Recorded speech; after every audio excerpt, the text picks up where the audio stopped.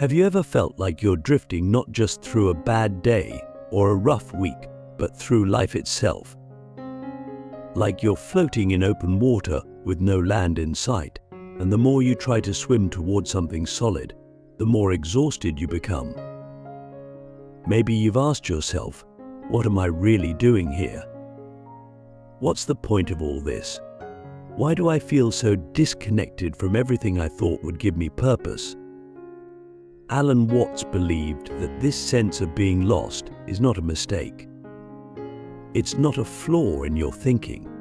It's not because you haven't read the right books or followed the right path. In fact, it's the exact moment when something real, something deeply human is trying to break through. And the worst thing you can do in that moment is demand a quick answer. Because, as Watts said, when you're trying to find the right road, you're not on it. That's the paradox. The more desperately we seek clarity, perfection, or certainty, the further we drift from the very peace we're searching for. Why? Because we've been trained to believe that answers will save us. That if we just think hard enough, plan well enough, or work tirelessly enough, everything will make sense. But Watts flips this idea on its head. You don't need answers. What you really need is presence, awareness, aliveness, and all of that begins with one thing: letting go. Click subscribe to this channel to get more profound insights. Let's unpack this. When you say, I feel lost, what you're really saying is, I don't know where I am in relation to where I think I should be. But that imagined should be is a construct, a fantasy. Maybe it was given to you by your parents, your school, your culture. Maybe it's based on an image you saw online or a life you envy. But here's the truth. The map you're comparing yourself to was never yours to begin with. And there's nothing more disorienting than trying to live a life that isn't truly yours. Watts understood this deeply. He said, the meaning of life is just to be alive. It is so plain and so obvious and so simple. Yet everybody rushes around in a great panic, as if it were necessary to achieve something beyond themselves. He's not saying don't grow or don't strive. He's saying that the need to constantly have a destination is what blinds us to the beauty of the path under our feet. Ask yourself, who told you that you need to have it all figured out by now? Who told you that feeling lost is a sign of failure rather than a doorway into something greater? Here's the thing, feeling lost is not the enemy. It's actually one of the most honest states you can be in, because it means you've stopped pretending to know. You've stopped blindly following. You're finally awake enough to realize you were on autopilot. And while that realization can be terrifying, it's also the beginning of true freedom. But here's where we get stuck. Instead of sitting with that lostness, we immediately try to escape it. We fill our calendars, binge content, scroll endlessly, or chase new goals just to feel like we're moving. But Watts would say, stop, just stop. Let yourself be here. Don't fix it. Don't frame it. Just feel it. Why? Because the moment you stop running from the feeling of being lost, it transforms. It softens.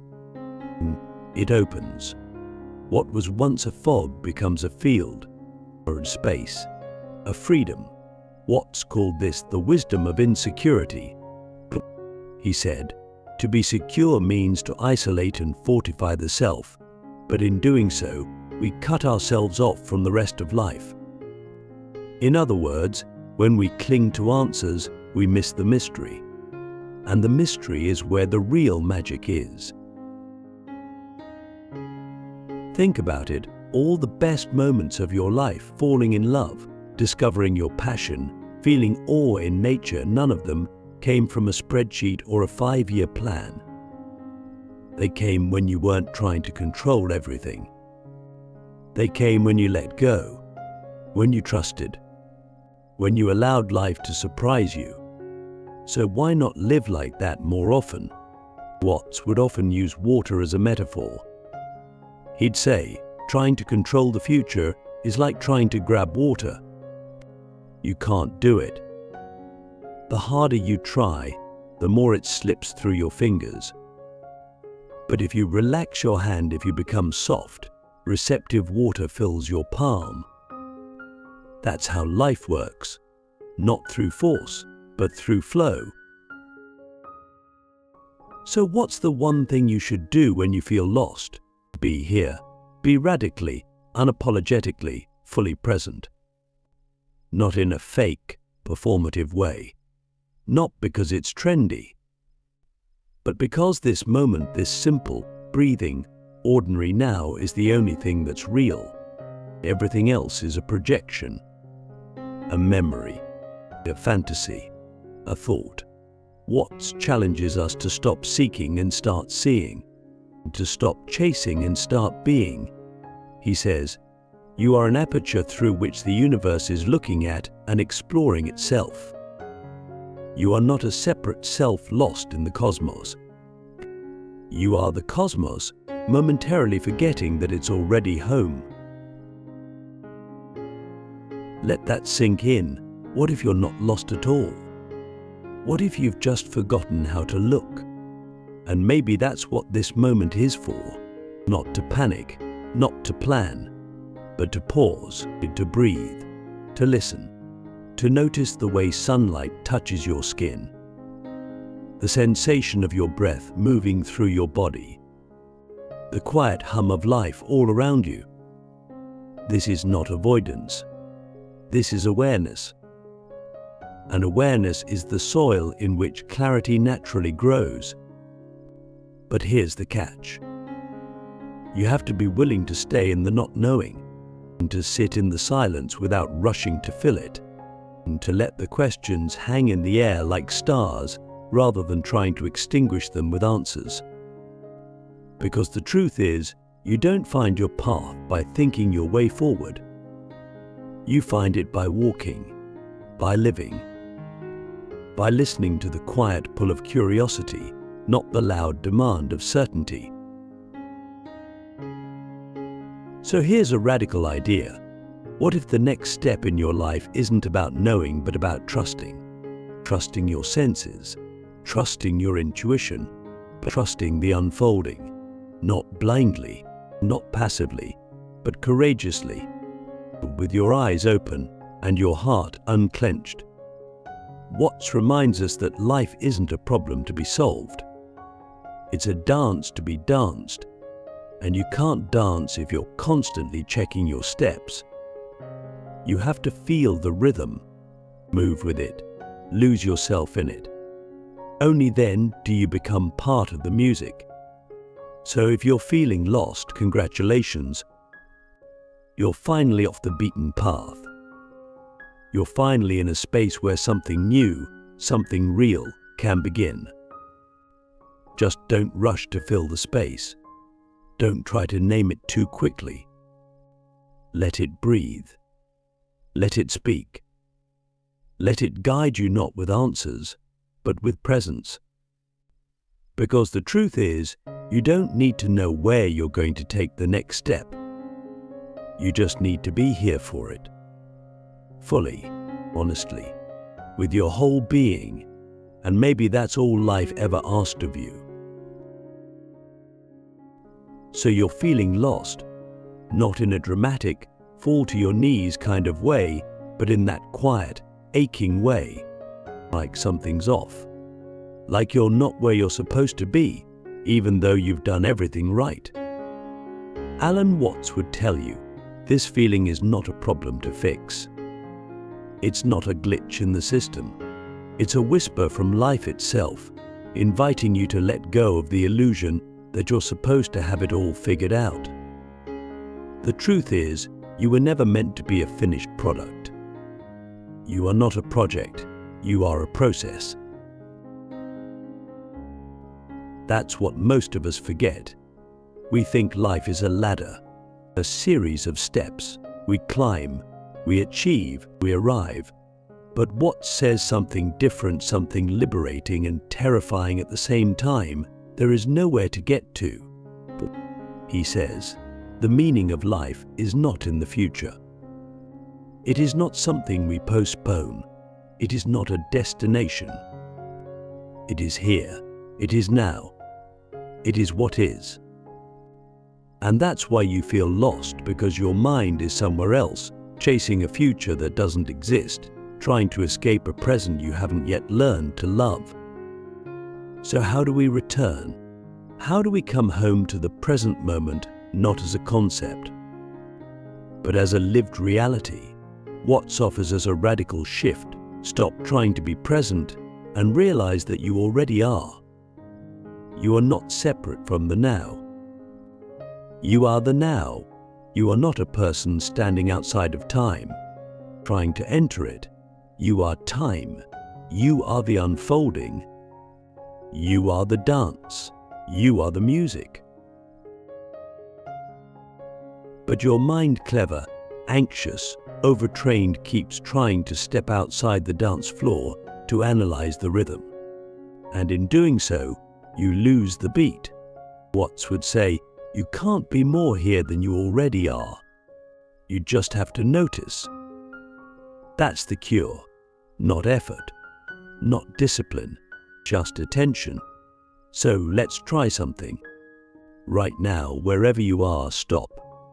Put everything down mentally, emotionally. Stop trying to solve your life for just a moment. Say, now, notice your breath. Don't control it. Just feel it. Notice the air entering your nose, the rise and fall of your chest, the weight of your body, the sounds around you, the light filtering through the room, the exact temperature of the air on your skin. This is it.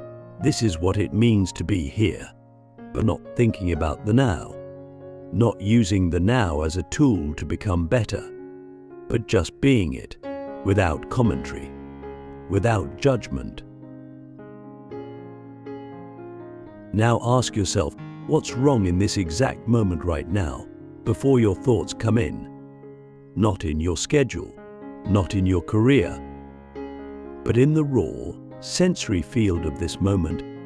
The truth is, most of the time the answer is nothing. The pain isn't in the now, it's in the resistance. It's in the gap between what is and what your mind says should be. Watts would call this the illusion of separateness. The idea that there's a you who is separate from the now, trying to get to it, manage it, fix it. But the moment you drop that illusion, even for a second, you experience peace. Not the peace of everything being perfect, but the peace of no longer needing it to be. And this is where it gets even deeper. Watts said that the root of our suffering is the belief that we are a permanent ego, a consistent, separate self navigating a hostile or indifferent universe.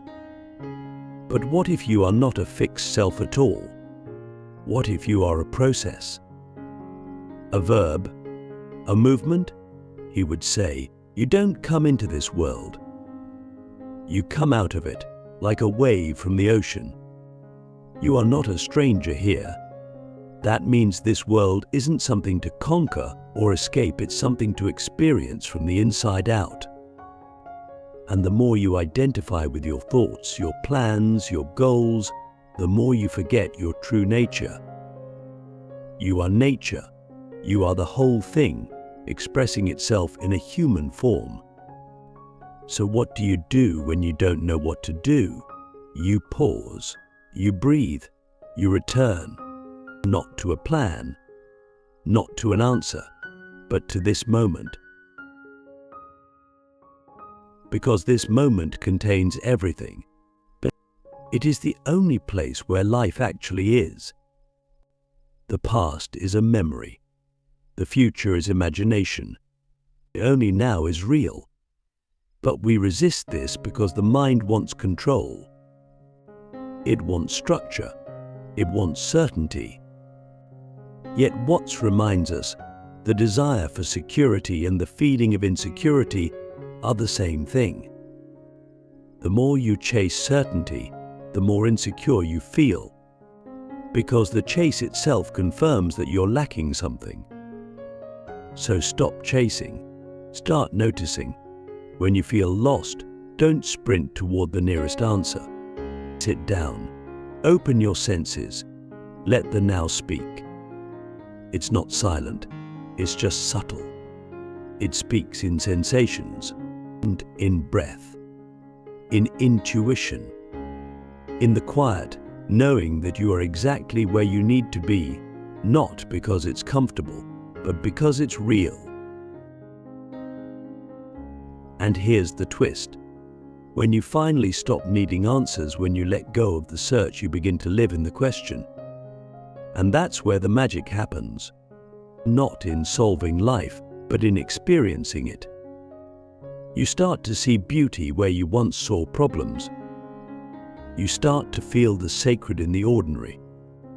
You start to dance, not to arrive, but because dancing is the point.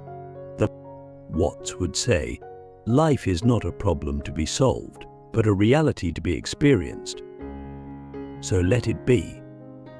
Let it unfold. Let yourself be lost, because being lost is just another word for being free. Ask yourself this: what if you stopped trying to find the path and started walking as if every step is the path? That's not passivity, that's power.